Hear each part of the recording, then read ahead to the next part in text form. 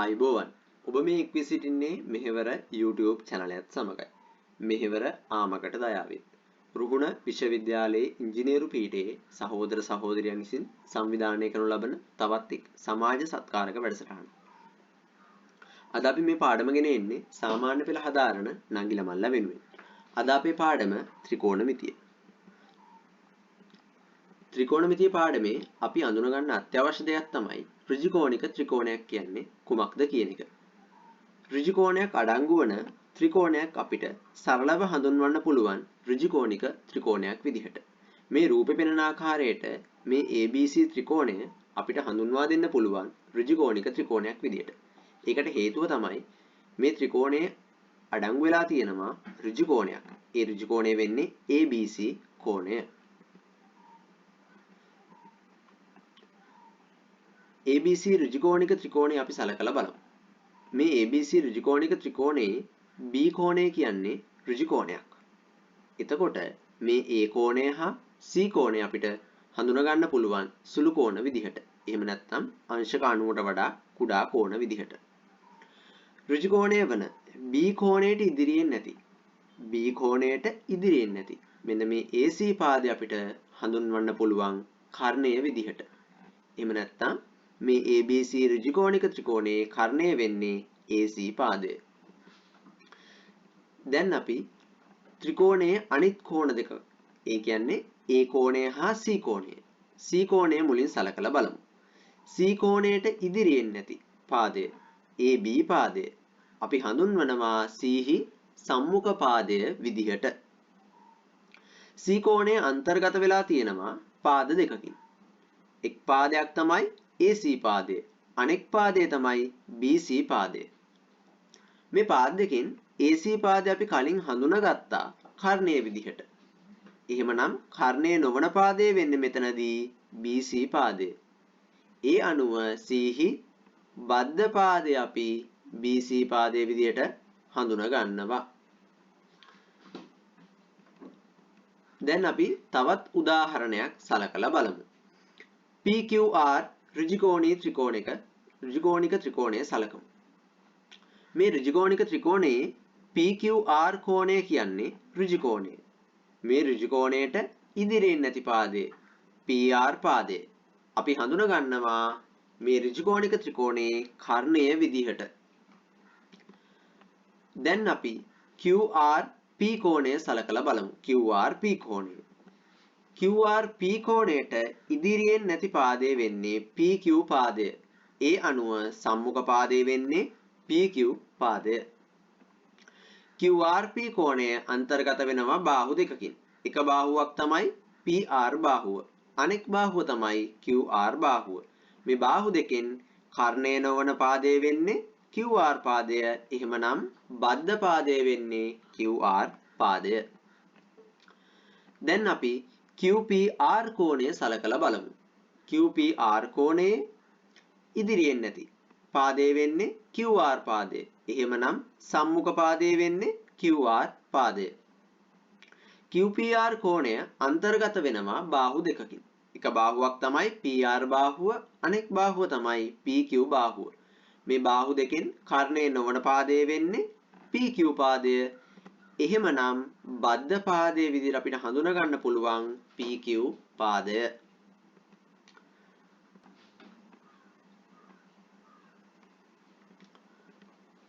අපි මේක තවදුරටත් අවබෝධ කරගන්න උදාහරණ කීපයක් සලකලා බලමු. මුලින්ම අපි සලකලා බලන්න යන්නේ මෙන්න මේ QRT ඍජුකෝණික ත්‍රිකෝණය.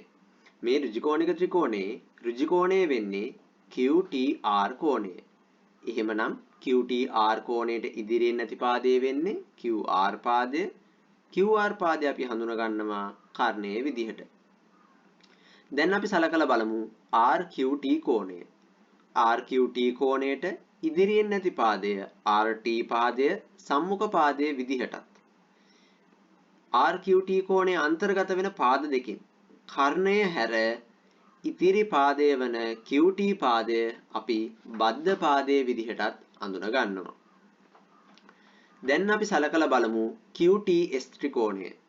QTS ත්‍රිකෝණයේ QTS කෝණය තමයි ඍජුකෝණය වෙන්නේ. මේ ඍජු කෝණයට ඉදිරියෙන් නැති පාදය වෙන්නේ QS පාදය. එහෙමනම් මේ QS පාදය අපි හඳුනා ගන්නවා කර්ණය විදිහට. දැන් අපි සලකලා බලමු TQS කෝණය. TQS කෝණයට ඉදිරියෙන් නැති පාදය TS පාදය සම්මුඛ පාදයේ විදිහටත් TQS කෝණය අන්තර්ගත වෙන බාහු දෙකෙන් කර්ණය වන QS හැර ඉතිරි පාදය වන QT පාදය බද්ධ පාදයේ විදිහටත් අපිට හඳුනා ගන්න පුළුවන්. දැන් අපි බලමු UVX කියන මෙන්න මේ ලොකු ත්‍රිකෝණය. මේ ත්‍රිකෝණයේ ඍජු කෝණය වෙන්නේ මෙන්න මේ UVX කියන කෝණය. මේ කෝණයට ඉදිරියෙන් තියෙන පාදය වෙන UX පාදය අපිට හඳුන්වන්න පුළුවන් මේ ඍජු කෝණික ත්‍රිකෝණයේ කර්ණය විදිහට. දැන් අපි VUX කෝණය සලකලා බලමු. VUX කෝණයට ඉදිරියෙන් නැති පාදය වෙන්නේ VX පාදය. එහෙමනම් VUX කෝණයට අනුව සම්මුඛ පාදය වෙන්නේ VX පාදයයි. VUX කෝණය අන්තර්ගත වෙනවා පාද දෙකකින්. එක පාදයක් තමයි UX පාදය, අනෙක් පාදය තමයි UV පාදය. මේ පාද දෙකෙන් කර්ණය හැර ඉතිරි පාදය වෙන්නේ UV පාදය. එහෙමනම් UV පාදය අපිට හඳුන්වන්න පුළුවන් බද්ධ පාදයේ විදිහට. දැන් අපි සලකලා බලමු UVW කුඩා ඍජු කෝණික ත්‍රිකෝණය. මේ ඍජු කෝණික ත්‍රිකෝණයේ UVW කෝණය තමයි ඍජු කෝණය වෙන්නේ. එහෙමනම් ඍජු කෝණයට ඉදිරියෙන් නැති පාදය UW පාදය අපිට හඳුන්වන්න පුළුවන් සම්මුඛ පාදයේ විදිහට. කලින් උදාහරණේ වගේම අපි මේකෙත් කෝණයක් සලකලා බලමු. UW V කෝණය. UW V කෝණයට ඉදිරියෙන් ඉන්න පාදය මොකක්ද? UV පාදය. එහෙමනම් UV පාදය හඳුන්වනවා අපි සම්මුඛ පාදයේ විදිහට. UW V කෝණය අන්තර්ගත වෙනවා පාද දෙකකින්. එක පාදයක් තමයි UW පාදය, අනෙක් පාදය තමයි VW පාදය. මේ පාද දෙකෙන් කර්ණය හැර ඉතිරි පාදය වෙන්නේ VW පාදය. එහෙමනම් බද්ධ පාදය වෙන්නේ VW පාදය. මේ පාඩමේ තියෙන වැදගත්ම කොටසක් තමයි ත්‍රිකෝණමිතික අනුපාත කියලා කියන්නේ. දැන් අපි ත්‍රිකෝණමිතික අනුපාත ගැන විමසලා බලමු. මුලින්ම අපි PQR ඍජුකෝණික ත්‍රිකෝණය ඇසුරෙන් ත්‍රිකෝණමිතික අනුපාත විමසලා බලමු. සිම්පල් x කෝණයේ ඇසුරෙන් sin x සමානයි x සම්මුඛ පාදයේ බෙදීම කර්ණය. x කෝණයේ සම්මුඛ පාදය වෙන්නේ x කෝණයට ඉදිරියෙන් නැති PQ පාදය. මේ ඍජුකෝණික ත්‍රිකෝණයේ PQR කියන ඍජුකෝණයට ඉදිරියෙන් නැති පාදය වෙන්නේ PR පාදය. එහෙමනම් මේ ඍජුකෝණික ත්‍රිකෝණයේ කර්ණය බවට පත් වෙන්නේ PR පාදයයි. ඒ අනුව x සම්මුඛ පාදය කියන්නේ PQ, කර්ණය කියන්නේ PR. cos x සමානයි x බද්ධ පාදයේ බෙදීම කර්ණය. x බද්ධ පාදය අපිට හඳුනා ගන්න පුළුවන් x කෝණය අන්තර්ගත වෙනවා බාහු දෙකකින්. එක බාහුවක් තමයි PR බාහුව, අනෙක් බාහුව තමයි QR බාහුව. මේ බාහු දෙකෙන් කර්ණය නොවන අනෙක් බාහුව වෙන්නේ QR බාහුව. එහෙමනම් x බද්ධ පාදයේ වෙන්නේ QR පාදය. කර්ණය බවට පත් වෙන්නේ කලින් වගේම PR පාදය. tan x සමානයි x සම්මුඛ පාදයේ බෙදීම x බද්ධ පාදය. කලින් අපි අඳුනගත්තා වගේම x සම්මුඛ පාදය කියන්නේ PQ පාදය, x බද්ධ පාදය කියන්නේ QR පාදය. අපි දැන් උදාහරණයක් විමසලා බලමු. රූපයේ දැක්වෙන PQR ත්‍රිකෝණයේ P ඍජුකෝණයකි. PQ සමානයි සෙන්ටිමීටර 5යි, PR සමානයි සෙන්ටිමීටර 12ද වේ. PQR කෝණය සමානයි θ ලෙස දක්වා ඇත. අපෙන් අහනවා QR පාදයේ දිග සොයන්න සහ පහත දැක්වෙන අගයන් සොයන්න කියලා. දැන් අපි බලමු මේ ගැටලුව අපි කොහොමද විසඳන්නේ කියලා. අපි පයිතගරස් සම්බන්ධයට අනුව QR පාදයේ වර්ගය, ඒ කියන්නේ කර්ණ පාදයේ වර්ගය, ඉතිරි පාද දෙකේ වර්ගවල එකතුවට සමාන කරමු. PQ වර්ගය PQ සමානයි 5යි, එහෙමනම් PQ වර්ගය කියන්නේ 5 වර්ගය. PR සමානයි 12යි. එහෙමනම් PR වල වර්ගය කියන්නේ 12 වර්ගය. 5 වර්ගය 25යි කියලා අපිට ගන්න පුළුවන්. 12 වර්ගය 144යි කියලා අපිට ගන්න පුළුවන්. මේ දෙක එකතු කරපුවාම අපිට ලැබෙනවා 169යි කියලා. QR වර්ගය සමානයි 169යි. QR කියන්නේ 169 වර්ගමූලය. එහෙමනම් පිළිතුර අපිට ලැබෙනවා 13යි. මේක ලියද්දී ඒකක සහිතව ලියා දක්විය යුතුයි. එහෙමනම් QR පාදයේ දිග වෙන්නේ සෙන්ටිමීටර 13යි. දැන් අපි sin θ, cos θ සහ tan θට අගයන් ගන්නේ කොහොමද කියලා බලමු. අපි දන්නවා sin θ කියන්නේ θහි සම්මුඛ පාදයේ බෙදීම කර්ණය. θහි සම්මුඛ පාදයේ වෙන්නේ PR පාදය. PR පාදයේ බෙදීම QR පාදය. PR යගේ 12යි QR අපි හොයාගත්ත 13යි කියලා. 12 බෙදීම 13 පිළිතුර අපිට ලැබෙනවා 0.923යි. සිම්පල් B කොටස cos θ. cos θ කියන්නේ θහි බද්ධ පාදයේ බෙදීම කර්ණය. θහි බද්ධ පාදයේ වෙන්නේ PQ, කර්ණය වෙන්නේ QR. PQ හියගේ අපි හොයාගත්තා සෙන්ටිමීටර 5යි. QR හියගේ අපි හොයාගත්තා 13යි. 5 බෙදීම 13 අපිට ලැබෙනවා 0.3846යි විදිහට. සිම්පල් C කොටස tan θ. tan θ අනුපාතය අපි සමාන කරනවා θහි සම්මුඛ පාදයේ බෙදීම θහි බද්ධ පාදය. θහි සම්මුඛ පාදයේ වෙන්නේ PR පාදය. θහි බද්ධ පාදයේ වෙන්නේ PQ පාදය. PR පාදයේ දිග 12යි. PQ පාදයේ දිග 5යි. 12 බෙදීම 5 අපිට පිළිතුර ලබා ගන්න පුළුවන් 2.4යි කියලා. අපි තවත් උදාහරණයක් සලකලා බලමු. tan θ සමානයි භාගය නම් sin θ හා cos θ හි අගය සොයන්න. අපි දන්නවා tan θ සමානයි භාගය නම් θහි සම්මුඛ පාදයේ ඒකක 1යි. θහි බද්ධ පාදයේ ඒකක 2යි කියලා අපි දන්නවා. මේ තොරතුරු මේ විදිහට ඔයාලා ඉස්සෙල්ලාම රූපකින් දක්ව ගන්න ඕන.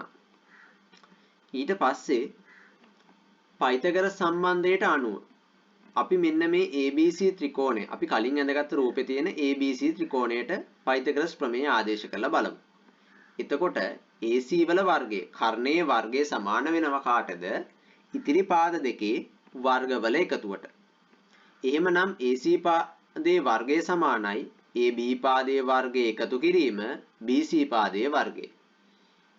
AB වල දිග ඒකක 1යි. එහෙමනම් 1 වර්ගය BC වල වර්ගය වෙන්නේ 2 වර්ගය 4යි. ඒ අනුව 4යි 1යි පිළිතුර අපිට ලැබෙනවා 5යි කියලා. AC වර්ගය සමානයි 5යි. එහෙමනම් AC සමානයි වර්ගමූල 5යි. ඒ අනුව sin θ වෙන්නේ θහි සම්මුඛ පාදය වන AB බෙදීම කර්ණය වෙන AC. අපි දන්නවා සම්මුඛ පාදයේ 1යි. කර්ණයේ දිග අපි හොයාගත්තා වර්ගමූල 5යි. ඒ අනුව පිළිතුර අපිට ලැබෙනවා 1 බෙදීම මූල 5යි කියලා. cos θ සමානයි බද්ධ පාදයේ බෙදීම කර්ණය. θහි බද්ධ පාදයේ වෙන්නේ BC, කර්ණය වෙන්නේ AC. ඒ අනුව බද්ධ පාදයේ 2යි, කර්ණයේ වර්ගමූල 5යි. 2 බෙදීම වර්ගමූල 5යි කියලා අපිට පිළිතුර ලැබෙනවා. දැන් අපි මෙම ගැටලුවත් සලකලා බලමු. රූපයේ දැක්වෙන ABC ත්‍රිකෝණයේ B ඍජු කෝණයකි. C කෝණයේ θ ලෙස දැක්වූ විට රෝමාංක 1 BAC කෝණය θ ඇසුරෙන් දක්වන්න කියලා අපිට කියනවා. අපි බලමු මේක කොහොමද කරන්න කියලා. ABC ත්‍රිකෝණයේ අපි දන්නවා අභ්‍යන්තර කෝණවල එකතුව අංශක 180ක් වෙනවා. එහෙමනම් මෙම කෝණය මේ පෙන්වන කෝණය සහ මේ θ කෝණයේ එකතුව අංශක 180ක් වෙන්න ඕන. අපි දන්නවා මේ කෝණ දෙකේ එකතුව 90 එකතු කිරීම θ. එහෙමනම් 180ෙන් 90 එකතු කිරීම θ අඩු කරලා අපිට පිළිතුර ලබා ගන්න පුළුවන් BAC කෝණය 90 ඍණ θ කියලා. දැන් අපි sin θ සමානයි cos 90 ඍණ θ බව පෙන්වීම සලකලා බලමු. sin θ කියන්නේ මේ ඍජුකෝණික ත්‍රිකෝණයට අනුව θ හි සම්මුඛ පාදය වන AB පාදයේ බෙදීම AC පාදය. cos 90 ඍණ θ කියන්නේ මේ කෝණයට අනුව බද්ධ පාදයේ බෙදීම කර්ණය. 90 ඍණ θ හි බද්ධ පාදයේ වෙන්නේ AB පාදය, කර්ණය වෙන්නේ AC පාදය. ඒ අනුව මෙම සමීකරණ 1 හා 2 සමාන නිසා අපිට පිළිතුර ලබා ගන්න පුළුවන් sin θ සමානයි cos 90 ඍණ θ කියලා. රෝමාංක 3 අපිට පෙන්වන්න කියනවා sin θ බෙදීම cos θ සමානයි tan θ බව. අපි කලින් ලියාගත්තා වගේම sin θ කියන්නේ AB බෙදීම AC. cos θ කියන්නේ θ හි බද්ධ පාදය වන BC බෙදීම AC කර්ණය. sin θ බෙදීම cos θ. අපි 1 හා 3 බෙදලා බලමු. AB බෙදීම AC බෙදීම BC බෙදීම AC. බෙදීම පරස්පරය ගන්නවා අපි ගුණ කිරීමත් එක්ක AB බෙදීම AC ගුණ කිරීම AC බෙදීම BC. ඒ අනුව AC පාදය AC පාදයට සමානයි. ඒ අනුව ඒ දෙක අපිට ඉවත් කරන්න පුළුවන්. අපිට පිළිතුර විදිහට ලැබෙනවා AB බෙදීම BC. ඔයගොල්ලෝ කලින් ඉගෙන ගත්තා tan θ අනුපාතය. tan θ අනුපාතය කියන්නේ θ හි සම්මුඛ පාදයේ AB බෙදීම කවුද θ හි බද්ධ පාදයේ BC. ඒ අනුව AB බෙදීම BC අනුපාතය අපිට ගන්න පුළුවන් tan θ කියලා. ඒ අනුව අපිට පිළිතුර ලැබෙනවා sin θ බෙදීම cos θ සමානයි tan θ කියලා.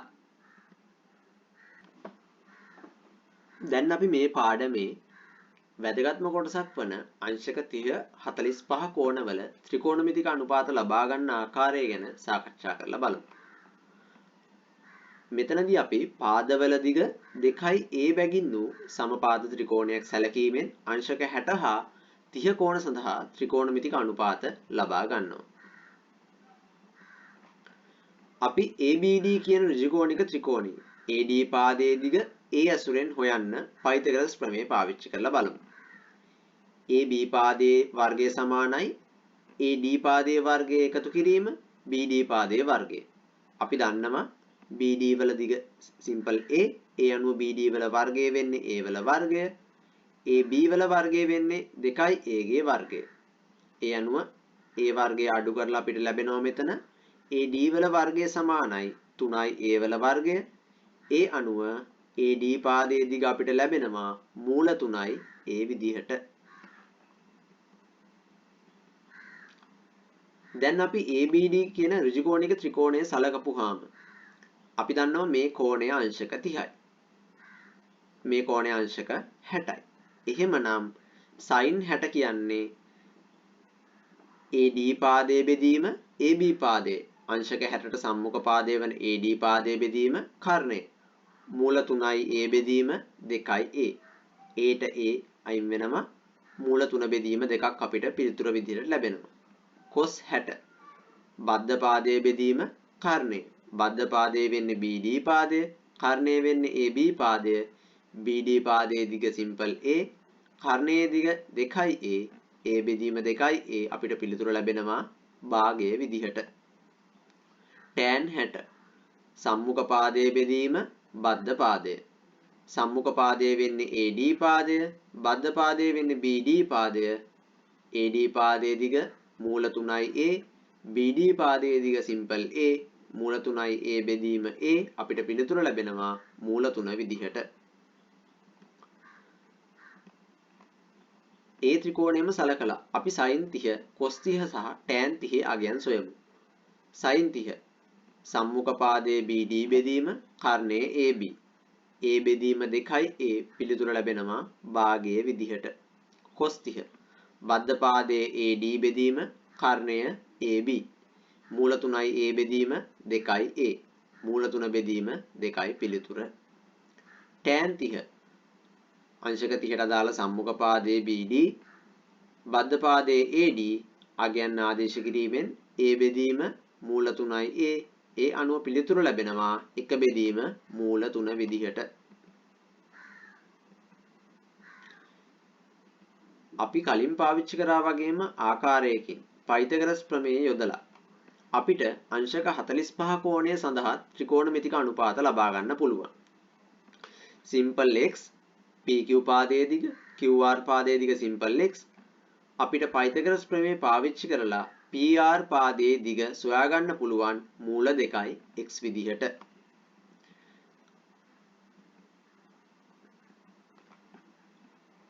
අපි කලින් පාවිච්චි කරපු PQR ත්‍රිකෝණය පාවිච්චි කරලා දැන් අපි sin 45 cos 45 සහ tan 45 යගයන් හොයමු. sin 45 PQ පාදය බෙදීම කර්ණය PR x බෙදීම මූල 2x පිළිතුර ලැබෙනවා 1 බෙදීම මූල 2යි.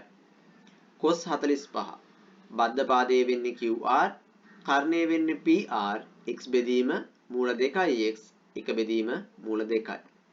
tan 45 45ට අදාළ සම්මුඛ පාදයේ බෙදීම බද්ධ පාදයේ PQ බෙදීම QR simple x බෙදීම simple x උත්තරය එකක් විදිහට අපිට ලැබෙනවා.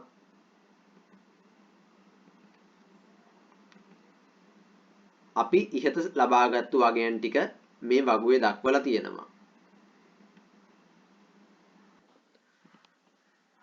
අපි මේ වෙනකන් ඉගෙන ගත්ත 30 45 සහ 60 කියන කෝණ ඇසුරෙන් ත්‍රිකෝණමිතික ගැටලු විසඳන්න බලමු. උදාහරණ අංක 1. ABC ඍජුකෝණික ත්‍රිකෝණයේ B ඍජුකෝණයක්ද AC සමානයි සෙන්ටිමීටර 10ද වේ. AB හා BC පාදවල දිග සොයන්න. අපිට මේකෙදි පාවිච්චි කරන්න පුළුවන් sin 30 සමානයි භාගය කියන අපි කලින් වගුවේදී ලබාගත්ත සම්බන්ධතාවය. මේ ත්‍රිකෝණයට අනුව sin 30 අපිට ලියන්න පුළුවන් සම්මුඛ පාදයේ බෙදීම කර්ණය කියන සම්බන්ධය විදිහට. ඒ කියන්නේ AB බෙදීම AC. sin 30 සමානයි AB බෙදීම AC. අපි දන්නවා කලින් ලබාගත් වගුවට අනුව sin 30 කියන්නේ භාගයයි. AC පාදයේ දිග දීලා තියෙනවා සෙන්ටිමීටර 10යි. ඒ අනුව ආදේශ කරන්න පුළුවන්.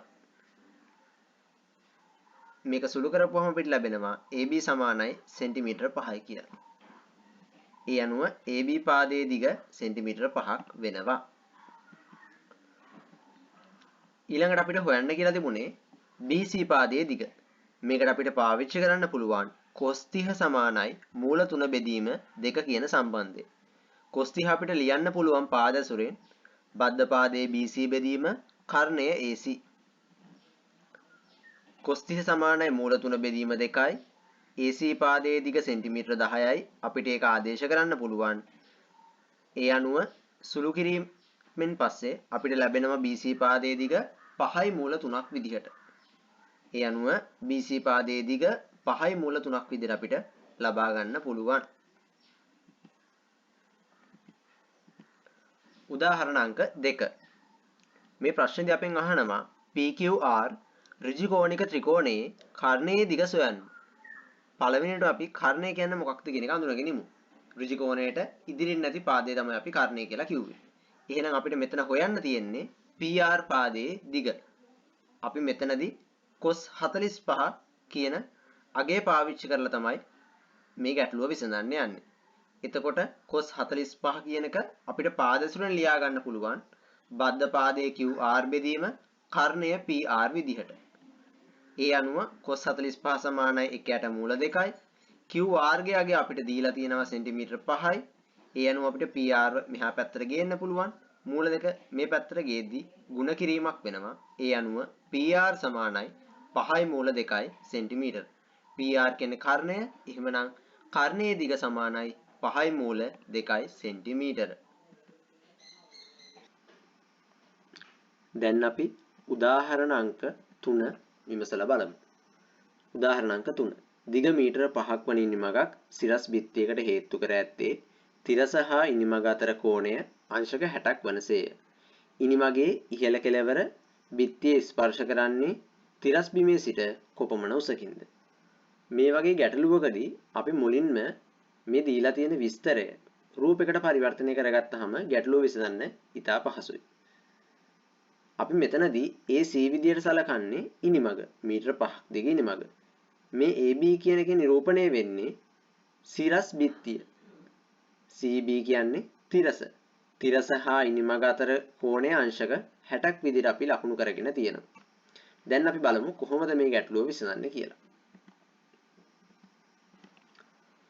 සිරස් බිත්තිය හා තිරස් පොළව අතර කෝණය අංශක 90යි. එහෙනම් මේ රූපේ පේන විදිහට ABC කෝණය අංශක 90යි. ABC ඍජුකෝණික ත්‍රිකෝණය අපි ගත්තාම sin 60 කියන අනුපාතය අපිට පාවිච්චි කරන්න පුළුවන්.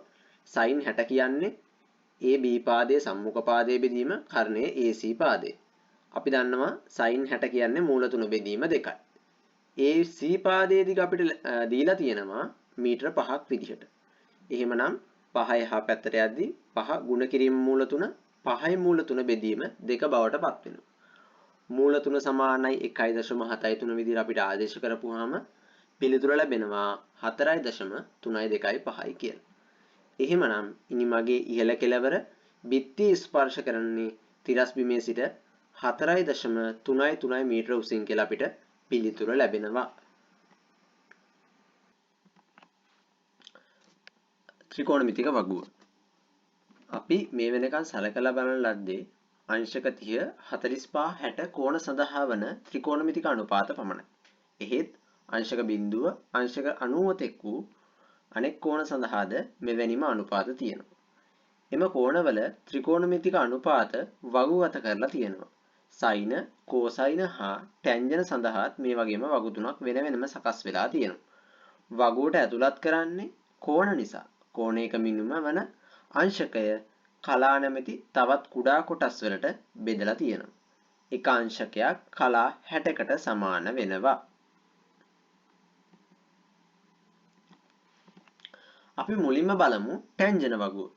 මෙම වගුවේ අනුපාත 0.0.0.0 ආරම්භ වෙලා ක්‍රමයෙන් වැඩි වෙලා 1.0.0ත් ඉක්මවා යමින් අංශක 90 තෙක් පැමිණෙද්දී ඉතා විශාලගයන් ගන්නවා. ඔයාලට මේ තිරේ දිස් වෙන්නේ ටැන්ජන වගුවකින් අපි උපුටාගත්ත කොටසක්. මේ පෙනෙන්නේ අංශක ප්‍රමාණය, මේ පෙනෙන්නේ කලා ප්‍රමාණය, මේ ඔයාලට පෙනෙන්නේ දැන් ඒ tan අදාළ කෝණයට අදාළ ත්‍රිකෝණමිතික අනුපාතයට අදාළ අගය. අපි මුලින්ම tan අංශක 43 අගය හොයමු. අංශක 43 කියන එකේ තේරුම තමයි අංශක 43යි සහ කලා බිඳුවයි. එහෙමනම් මේට අදාළ අගය ලබා ගන්න අංශක 43 අඩංගු පේලිය ඔස්සේ අංශක 43 අඩංගු පේලිය ඔස්සේ සහ කලා බිඳුව අඩංගු තීරයේ ඇති අගය අපි ගන්න ඕන. ඒ අගය වෙන්නේ 0.932.5යි. එහෙමනම් tan අංශක 43 සමාන වෙනවා 0.932.5ට. දැන් අපි බලමු වගුව භාවිතයෙන් tan අංශක 48යි කලා 20 අගය හොයන්නේ කොහොමද කියලා. අංශක 48 අංශක 48 පේලිය දිගේ එන්න ඕන. ඊට අමතරව අපි කලා 20 තීරයේ දිගේ එන්න ඕන. ඒ එනකොට අපිට හම් වෙනවා මෙතන 0.123.7යි කියලා. හැබැයි මෙතන අපි අංශක 45ට වැඩි අගයක් ලැබිලා තියෙන්නේ. ඒ කියන්නේ මෙතන අගය වෙන්නේ 1.123.7යි. අපිට ඒක වගුව ආධාරයෙන් හොයාගන්න පුළුවන්. tan අංශක 45 1.0 ඊට වැඩි වෙන අගයන් 1 විදිහට තමයි ලැබෙන්නේ. එහෙමනම් tan අංශක 48යි කලා 20 අගය අපිට ගන්න පුළුවන් 1.1237 විදිහට. ඒ ආකාරයටම අපිට tan අංශක 49යි කලා 57 අගය හොයන්නත් පුළුවන්. මුලින්ම අපි අංශක 49යි කලා 50යි ටැන්ජන් අගය හොයන්න ඕන. අපි ඒක හොයලා බලමු. අංශක 49 පේලිය දිගෙත් කලා 50 තීරයේ දිගෙත් පහළට එනකොට අපිට ලැබෙන වාගයක් 1.1847 විදිහට.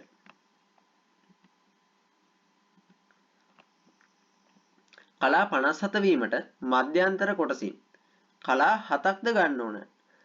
අපි කලින් ගත්තේ කලා 50යි. ඒ අනුව අපිට තව කලා 7ක් අවශ්‍ය වෙනවා. ඒ අනුව කලා 7ට එකතු කළ යුතු මධ්‍යන්තරය වන 0.004 යන අගය 1.1847ට එකතු කරන්න ඕන.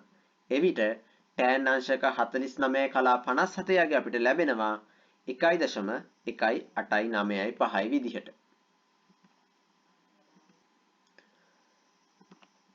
ලඝු ගණක වගුවේ ප්‍රතිලඝු ගණකය ලබා ගන්න ආකාරයටම කිසියම් කෝණයක් සඳහා වූ අනුපාතයකින් අනුරූප කෝණය ලබා ගැනීමත් අපිට සිද්ධ කරන්න පුළුවන්. tan θ සමානයි 1.1.54 පරිදි වන θ කෝණය ලබා ගන්න අපි දැන් උත්සාහ කරමු. අපි මුලින්ම බලන්න ඕන 1.1.54 කොතනද තියෙන්නේ කියලා. අපිට 1.1.54 මේ වගුව තුල නැති වුණාට ඊට ආසන්නතම සංඛ්‍යා කීපයක් තියෙනවා. 1.1.41. මේ අගයට අපි තවත් 0.0.013ක් එකතු කරා නම් අපිට 1.1.54 ලබා ගන්න පුළුවන්. ඒ අනුව අංශක 47යි කලා 50යි අගයට මේ මධ්‍යන්තර කොටසින් කලා දෙකට අනුරූප අගය වෙන මෙන්න මේ අගය එකතු කරා නම් අපිට 1.1.54 ලබා ගන්න පුළුවන්. ඒ අනුව θ කෝණයේ අගය අංශක 47යි කලා 52ක් විදිහට අපිට ලැබෙනවා. දැන් අපි සලකලා බලමු සයින වගුව. ටැන්ජන වගුවේ අගයන් බිඳුවේ සිට ඉතා විශාල අගයන් දක්වා විහිදුනද සයින වගුවේ ඇත්තේ බිඳුවේ සිට 1 දක්වා අගයන් පමණයි. එයට හේතුව ත්‍රිකෝණයක කෝණයක සයින අගය සෑම විටම බිඳුවත් එකත් අතර පිහිටන නිසායි. මේ ඔයාලට දකින්න ලැබෙන්නේ ප්‍රකෘති සයින වගුවට අදාළ උපුටාගත්ත කොටසක්. දැන් අපි සයින් අංශක 33යි කලා 27යි අගය වගුවෙන් ලබා ගමු. මුලින්ම අපි සයින් අංශක 33යි කලා 20 0.54995 විදියට සටහන් කරගෙන ඉතිරි අංශක 7 ලබා ගැනීම සඳහා අංශක 33 පේලියම මධ්‍යන්න අන්තරවලට අංශක කලා 7ට අදාළ අගය වන 0.0.017 එකතු කරන්න ඕන. එවිට අපිට සයින් අංශක 33යි කලා 27 අගය ලැබෙනවා 0.5512 විදිහට. දැන් යම් සයින් අගයක් සඳහා ගැළපෙන කෝණය ලබා ගැනීමටත් මේ වගුව යොදා ගන්න පුළුවන්.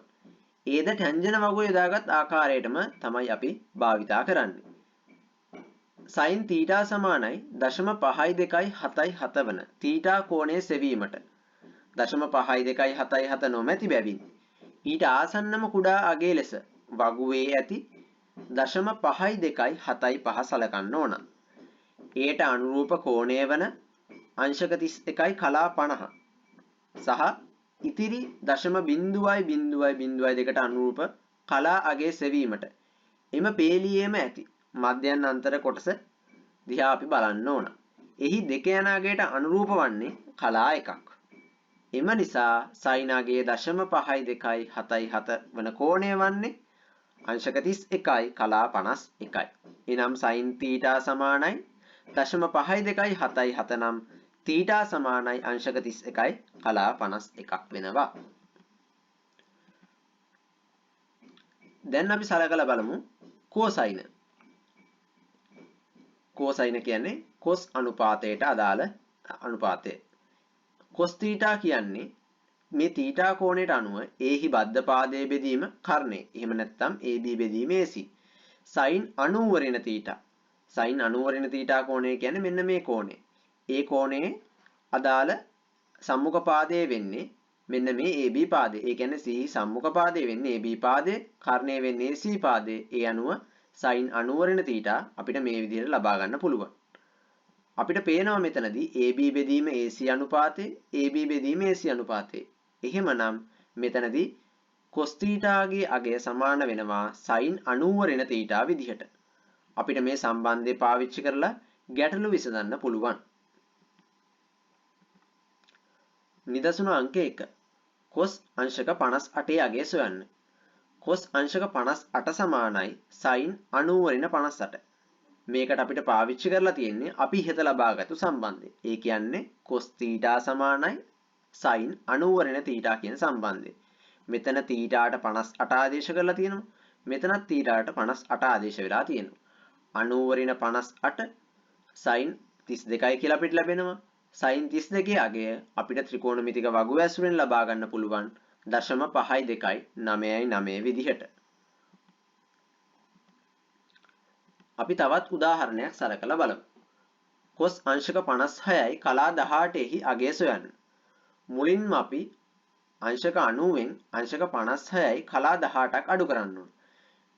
මේක අපිට පිළිතුර විදිහට ලැබෙනවා අංශක 33යි කලා 42ක්. නමුත් මෙතනදී මතක තබා ගත යුතු කරුණක් තමයි මේ විදිහට අපි අඩු කරනකොට අපි දැනගන්න ඕන අංශක 90 ලියා ගන්න ඕන අපි අංශක 89යි කලා 60ක් විදිහට. ඒ විදිහට අපි අඩු කරලා අගයන් ලබාගෙන තියෙනවා. එහෙමනම් sin අංශක 33යි කලා 42 අගය අපි අර ඉහත ආකාරයටම වගුව භාවිතයෙන් සොයා ගන්නවා 0.554 විදිහට.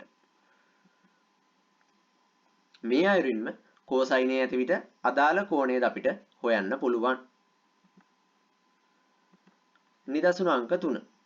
cos θ 0.517 නම් θ හි අගය සොයන්න. මෙය sin 90 වරිණ θ සමානයි 0.517 ලෙස ලියමු. ඉන්පසු sin අගය වන 0.5175 කෝණය සොයන්න ඕන අපි. වගුව අනුව එය අංශක 31යි කලා 10ක් වෙනවා. එම නිසා 90 අඩු කිරීම θ සමාන වෙනවා අංශක 31යි කලා 10ට. මේ සමීකරණේ θ විසඳීමෙන් අපිට θ වල අගය ලබා ගන්න පුළුවන් අංශක 58යි කලා 50 විදිහට. උදාහරණ අංක 4. වගුව ඇසුරෙන් cos අංශක 4යි කලා 20 අගය සොයමු. දකුණු පස තියෙන අංශක තීරුවෙන් කලා 4ත් පහළ කලා තීරුවෙන් අංශක 20ත් ගන්න ඕන. එතකොට අංශක 4 කෝණයට අදාළ පේලියේ ඊට වම් පසින් වෙච්ච කලා 20 ගත්තහම අපිට cos අංශක 4යි කලා 20 අගය ලැබෙනවා 0.997 විදිහට. නිදසුන අංක 5. cos අංශක 9යි කලා 26ෙහි අගය හොයමු. ඔයාලට මේ රූපේ පේනවා cos අංශක 9 අංශක 9 කලා 20 0.986.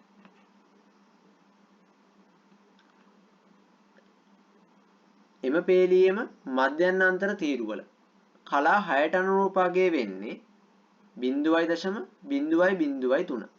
දැන් cosine අගය ලබා ගනිද්දී මධ්‍යන්තර තීරුවල අගය අපි අඩු කරන්න ඕන.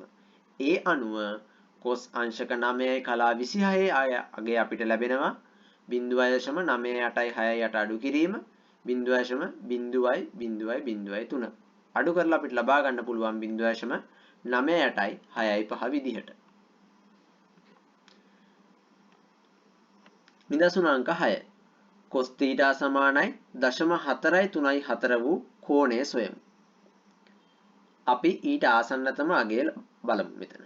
0.435 ඊට අදාළ අංශක ප්‍රමාණය වෙන්නේ 64. කලා ප්‍රමාණය වෙන්නේ 10. ඒ අනුව 4.374න් 4.358 අඩු කරපුවහම අපිට ලැබෙනවා 0.001.6ක්. එහෙනම් 1.6 තියෙන්නේ කලා 6ට අනුරූප තීරුවේ. එහෙමනම් අපිට මෙතනදී අගය ලබා ගන්න පුළුවන් අංශක 64යි කලා 4 විදිහට. තව දුරටත් ඒක විස්තර කරොත් වගුවේ 0.434ට අඩු ආසන්න අගය 0.435.